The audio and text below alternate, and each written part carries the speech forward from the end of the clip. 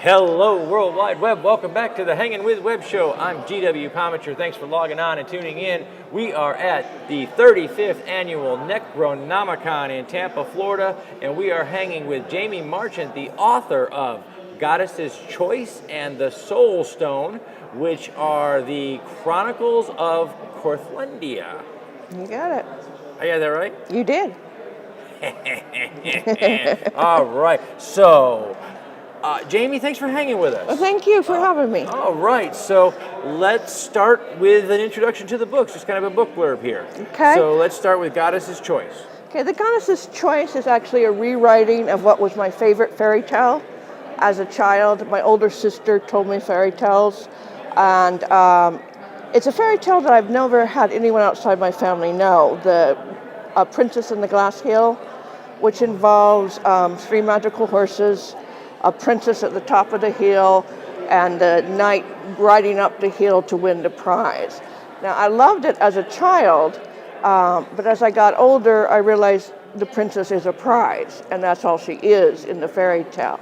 Okay. So when I rewrote it as an adult book, I mean, this is adult, even though it's based on a fairy tale, it's very much an adult novel. I've given the princess half the story. And some more dimension. A lot more. She's a More very than- strong heroine. Awesome. She's working against the people who are trying to control her father. Wow. And they end up defeating the villain at the end wow. with the help of the magical horses sent by the goddess, because as the title says, the 2 of them, Samantha and Robert, are the goddess's choice. That is fantastic. So this is the first book in this series. Yes. Okay. And then we move to the Soul Stone. Yeah, Okay. the Soul Stone takes gonna- up where this one leaves off. Pop that up there a little Okay. bit. We'll switch these out real quick and get the book blurb on that. Yeah, it takes up where where the Goddess's Choice leaves off, with the 2 of them defeating the villain. And just when they think everything's okay, things start dying. The whole land in one area, all the life is being drained out of it. And they eventually figure out that it's the Soul Stone, which they thought was legendary because a legendary hero 1,000 years ago sealed it behind his soul. Okay. But that has broken loose again. Wow. And so now they need to destroy it So now, this time. what draws you to writing these type of books? What really brings you to the table? Well, it started with my sister and the fairy tales when I was a very little kid. And then after that, as I just got older, I loved fantasy. Okay, and the more I read it, the more I wanted to write it. Wonderful. And so, and especially, the fantasy I read when I was younger tended not to have very strong women in it. And so that is something I wanted to change. As you say, you're a part of what is really a paradigm shift in fantasy and science fiction and in speculative fiction writing. More and more strong female characters are coming forward, are coming out of these stories. And that's an amazing shift in the paradigm. And it speaks to, I think, the presence of so many great women authors, but also to the readiness of readers for that. We've been ready for a long time for those kind of characters. So how are readers responding to that? I've gotten really good feedback. They especially comment on the characters and how even the minor characters are developed so that you either love them or love to hate them. Okay, and so that is the goal, isn't it? Yeah, To create that world and that character that lives in that world that is believable and that our readers love. So outside of these books, who before this was your favorite heroine in fiction? My favorite heroine, well, as a kid, it was Wonder Woman. She was the kick-ass heroine. There you go. And when there weren't a lot of kick-ass heroines. Yes. And then in fantasy, my favorite, I'm blanking the name. It's by Mercedes Lackey. She writes the Voldemort books. Yeah. And I'm blanking that woman's name in it, but I really like Lackey a lot. Wow, that's fantastic. So, since publishing and being out there now with your own work, what would you say are some of the most rewarding experiences of being an author and being a creator now? Well, coming to events like this and talking to readers, talking to fans, talking to people who have read my books and like them. It's a real ego boost, and that's why I wrote them in the first place. To get people to read them, yeah. Right. And so that is really great. So now we want to get inside your head a little bit and tell our viewers out there a little bit about you as a person, not just as an author. So if you could be on any game show, what would it be? Jeopardy. Jeopardy. Oh, wow. We have a smarter McSmarterson over here.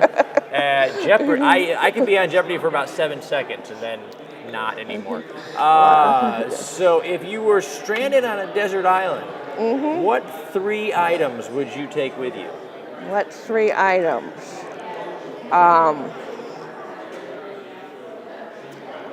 Well, I take a Lackey book. A Lackey book. A canteen. Wise. And a machete. And a machete. Okay. Extremely pragmatic and prepared. That's a good list. That's a good list. So, the royalty checks start coming in, and what is your shopping weakness? Well, I always buy too many books. Too many books. And then, is there such a thing as too many books? Well, there can't be too many books. There can just be not enough bookshelves. That's true. That is true. You can run out of shelf space. Yeah, and then I really like the fantasy jewelry too at these cons. I almost always end up buying some new. We were walking around in there, and we spend a lot of time talking to our artists, our creators, our writers, and filmmakers, but the artisans in here that are creating jewelry and all manner. Yeah, that crowns they had in there. I want one of those. Fantastic! Oh yeah, that's fantastic. Yeah. Good stuff. So, favorite all-time bad guy? Who's the favorite villain? Favorite villain of all time? Probably gonna have to go with Darth Vader. Okay, I like him. I'm liking it. And you get to the end, you find out why he is that way. That was, I think, for me growing up, that was the first time that we had seen a villain outed in terms of given a more three-dimensional character. You found there was actually a story behind why the villain is a villain. Yeah, and that's what I like. That's what I try to create with my villains. Is they're not just bad people for being bad people, because people aren't just bad. They have a reason. There's a motivation there. Right. And that's part of the human experience. Right. And I loved the idea that Lucas and Ellen Dean Foster introduced to pop culture, which was that villains don't always know that they're villains. Well, yeah. They in their mind, they're not. In their mind, they're doing the right thing. And it's our perspective that makes them villains. So, are there any projects that you're working on right now?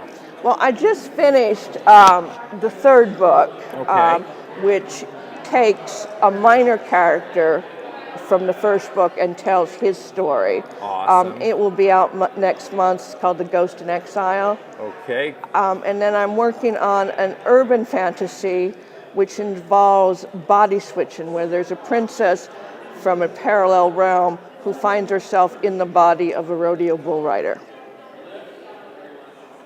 I'm loving that. That's the mashup. We love that. Yeah. That's great. So, and that's next month.